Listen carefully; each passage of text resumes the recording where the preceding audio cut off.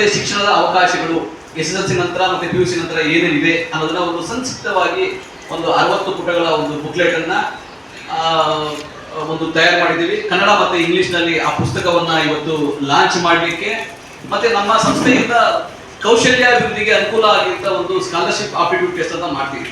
ಅದನ್ನ ಈ ವರ್ಷ ಮಾರ್ಚ್ 22ನೇ ತಾರೀಕು ಮತ್ತೆ ಏಪ್ರಿಲ್ 5ನೇ ತಾರೀಕು ಆ ಟೆಸ್ಟ್ ಅನ್ನು ಇಟ್ಕೊಂಡಿದ್ದೀವಿ. ಯಾವುದೇ SSLC ಮತ್ತೆ PUC ಬರೀತಾ ಇರ್ತಕ್ಕಂಥ ವಿದ್ಯಾರ್ಥಿಗಳು ತಮ್ಮ ಪರೀಕ್ಷೆಯ ನಂತರ ಒಂದು ಈ ಟೆಸ್ಟ್ ನಲ್ಲಿ ಉಚಿತವಾದ ಈ ಟೆಸ್ಟ್ ನಲ್ಲಿ ಆಪ್ಟಿಟ್ಯೂಡ್ ಟೆಸ್ಟ್ ನಲ್ಲಿ ಭಾಗವಹಿಸಿ 2004ರಲ್ಲಿ ಮಾಗನೂರು ಸಂಘದಲ್ಲಿ ಶುರು ಮಾಡಿದ್ದು.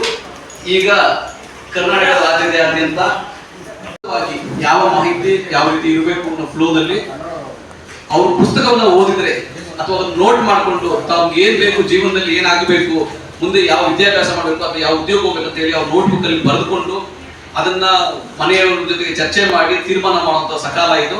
ಅವರ SSLC ಆದ್ಮೇಲೆ PUC ಆದ್ಮೇಲೆ ಅವ್ರ ಭವಿಷ್ಯ ನಿರ್ಮಾಣ ಮಾಡುವಂತ ಸಮಯ ಇದು. ಅದಕ್ಕಾಗಿ ನಾವು ಈ ಪುಸ್ತಕವನ್ನ ಕರಿಯರ್ ಅಂಡ್ ಎಜುಕೇಶನ್ ಅಂತ ಇಂಗ್ಲಿಷ್ ನಲ್ಲಿ, ಕನ್ನಡದಲ್ಲಿ ವೃತ್ತಿ ಮತ್ತೆ ಶಿಕ್ಷಣದ ಅವಕಾಶಗಳು ಅಂತ ಕನ್ನಡದಲ್ಲಿ ಈ ಪುಸ್ತಕವನ್ನ ರೆಡಿ ಮಾಡಿದ್ದೀವಿ.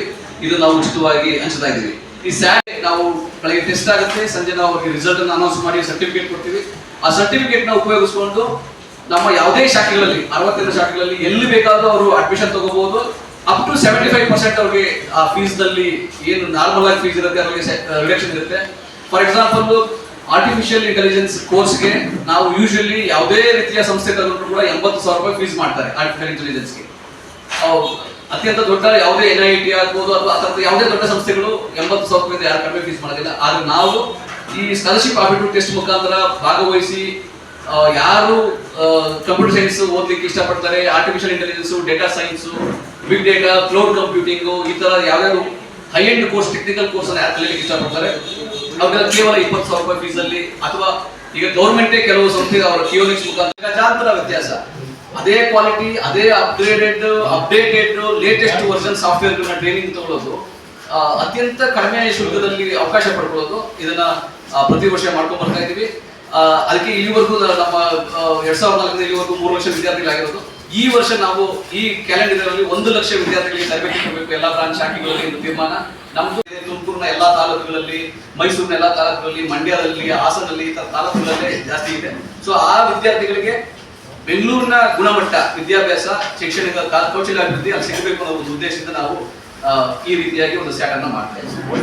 ಕಡಿಮೆ ಒಂದು 20,000 ವಿದ್ಯಾರ್ಥಿಗಳಿಗೆ ನಾವು ಉದ್ಯೋಗ ಕೊಡಿಸಬೇಕು. ಯಾಕಂದ್ರೆ ತಿಂಗಳ ಒಂದು ಕೌಶಲ್ಯಾಭಿವೃದ್ಧಿ ಸರ್ಟಿಫಿಕೇಟ್ ಇರಬೇಕು. ಅದಕ್ಕೆ ನಮ್ದು ವ್ಯಾಲಿಡೇಟ್ ಇರ್ತದೆ. ಸರ್ಕಾರ ಕೂಡ ವೆರಿಫಿಕೇಶನ್ ಯಾವಾಗ ಕಳಿಸ್ತಾರೆ, ಪೊಲೀಸ್ ಇಲಾಖೆ ಆಗ್ಬೋದು, ಡ್ರೈವರು, ಕಂಡಕ್ಟರ್, ಪೋಸ್ಟ್ ಆಫೀಸು ಅಂತ ಬಹಳ ಇಲಾಖೆಗಳಿಂದ ಅವರು ಕಾಲ್ಫಾರ್ಮ್ ಮಾಡಿ ಸರ್ಟಿಫಿಕೇಟ್ ಅಪ್ಲೈ ಮಾಡಿದಾಗ ವೆರಿಫಿಕೇಶನ್ ಬರ್ತಾ ಇರ್ತದೆ. ನಾವು ಸರಾಸರಿ ಯಾವಾಗಲೂ ಕೂಡ ವೆರಿಫಿಕೇಶನ್ ಮಾಡಿ ಕಳಿಸ್ತಾ ಇರ್ತೀವಿ. ಯಾಕಂದ್ರೆ ಡೇಟಾ ಇರುತ್ತೆ ನಮ್ಮ ಹತ್ರ, ಅದನ್ನ ನಾವು ವೆರಿಫೈ ಮಾಡಿ ಕಳಿಸ್ಬೋದು. ಕಲಿಸುವಂತ ಒಂದು ಅವಕಾಶಗಳು ಬರ್ತವೆ. ನಾವು ನಮ್ಮ ರೈಟ್ ನಾವು ನಮ್ಮಲ್ಲಿ ಸುಮಾರು 6,000 ವಿದ್ಯಾರ್ಥಿಗಳು ಈಗ ಕಲಿತಾ ಇದ್ದಾರೆ. 6,000 ವಿದ್ಯಾರ್ಥಿಗಳಿಗೂ ನಾವು ಯಾವುದೇ ಕೋರ್ಸ್ ಅನ್ನು ಕಲೀಲಿ ಕೂಡ, ಯಾವುದೇ ಎಜುಕೇಶನ್ ಮಾಡ್ತಿರ್ಲಿ, ಅವ್ರಿಗೆ AI ತಂತ್ರಜ್ಞಾನದ ಬಗ್ಗೆ ಒಂದು ಚಿಕ್ಕ ಕೋರ್ಸ್ ಅನ್ನು ಅವ್ರಿಗೆ ಕಲಿಸ್ತಾ ಇದೀವಿ. ಅದು ಉಚಿತವಾಗಿ ಕಲಿಸ್ತಾ ಇದೀವಿ. ಯಾರೇ ಕೌಶಲ್ಯಾಭಿವೃದ್ಧಿ, ಯಾವುದೇ ತರದ ಕೌಶಲ್ಯ ತಗೊಳ್ಳಿ, ಎಷ್ಟೇ ಎಜುಕೇಶನ್ ಮಾಡಿರ್ಲಿ, AI ಅನ್ನೋದು ಬಹಳ ಅಗತ್ಯ ಇದೆ. ಹಾಗೆ ನಾವು ಎಲ್ಲಾ ಕೋರ್ಸ್ಗಳಿಗೆ AI ಅನ್ನು ನಾವು ಇನ್ಕ್ಲೂಡ್ ಮಾಡಿದ್ದೀವಿ. ಅದನ್ನು ದುರುಪಯೋಗ ಮಾಡ್ಕೊಳ್ಳೋದಾದ್ರೆ ಅದು ಒಳ್ಳೆಯದು. ಇದು ಎಲ್ಲಾ ಸಮಯದಲ್ಲಿ ನಾವು ಬರುವ ಆತಂಕ ಅಷ್ಟೇ.